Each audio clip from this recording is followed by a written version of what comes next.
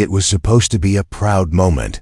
15-year-old Jason stood quietly in the kitchen, report card in hand, heart pounding with hope. He had worked hard this semester, hours of tutoring, late nights of problem sets, extra credit, and constant pressure. All for this moment. He got an A in math. Not a B, not a C, an A-minus. And for Jason, that was a personal win. His biggest weakness had always been numbers. He had visualized this moment 100 times, walking into the kitchen, handing the report card to his mother, and finally seeing her smile. But what happened next would stay with him forever. Jason's mother, Ms. Diana Lively, was what the neighbors called particular. Others had more brutal words: obsessive, controlling, maybe even emotionally toxic. To the outside world, she was a clean-cut single mom who baked cookies for the PTA, waved politely at HOA meetings, and never missed a parent-teacher conference. But to Jason, she was a woman obsessed with perfection, not success. Perfection. She snatched the report card out of his hands, like she was checking for counterfeit bills. Math, a minus? She read slowly.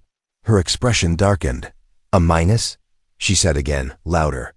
Jason, what is this?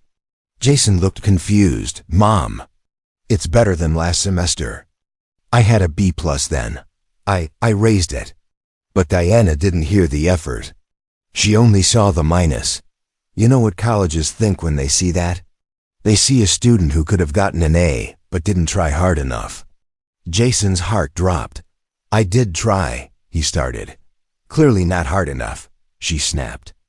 No phone, no Xbox, no going out. You're grounded until you bring this up. Jason stood there, silent. The world around him blurred. Was she serious? The punishment was real. Jason's phone was confiscated, his PlayStation unplugged and hidden. Even the family Wi-Fi password was changed. Worse, Diana emailed his math teacher the same night. I'm disappointed that this class allows mediocrity to be rewarded with a minus grades. Please reconsider your standards. The teacher responded kindly, explaining how Jason had improved dramatically, but Diana didn't care. She now believed the school was part of the problem. Jason spent the weekend in silence. His friends texted. He couldn't answer. Group projects? Missed. School activities. Denied. His self-worth, once hanging by a thread, was now fraying rapidly. Part 4. The teacher fights back, but someone noticed. Jason's math teacher, Ms. Reynolds, a respected educator with 15 years under her belt, decided to visit the school counselor. Jason is being emotionally punished for something he should be proud of, she said. The counselor reached out quietly, asking Jason if everything was okay. He hesitated but eventually opened up.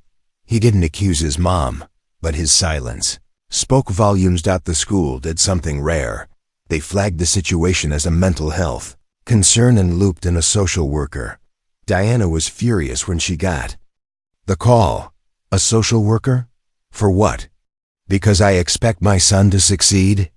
She stormed into the school the next morning, full blazer, high heels, clipboard in hand, and unleashed a storm at the front desk. You're interfering with my parenting, she shouted. This is harassment. But the school stayed calm. They explained they were only concerned for Jason's mental well-being. That's when Diana did something unbelievable. She blamed the school for lowering the grading curve, accused the teacher of bias, and even said, my son would have had an A+ if you weren't coddling other students. The principal quietly excused her and later apologized to Jason. Jason's story made its way into a district-level counselor meeting. Turns out, he wasn't alone. Several students had parents like Diana, obsessed with GPAs, blind to emotional damage.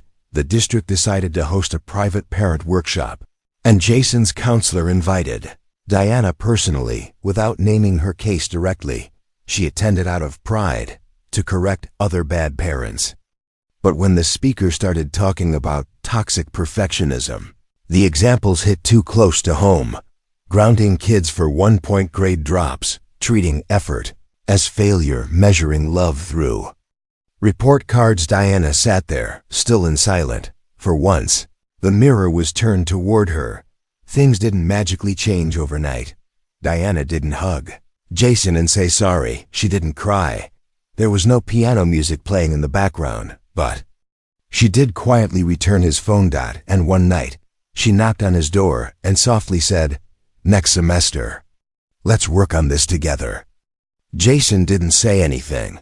He just nodded. It wasn't forgiveness. It wasn't healing. But it was a start. And sometimes, for kids like Jason, a start is everything. What would you do if your parent grounded you for an A? Comment below, and don't forget to subscribe for more real-life drama.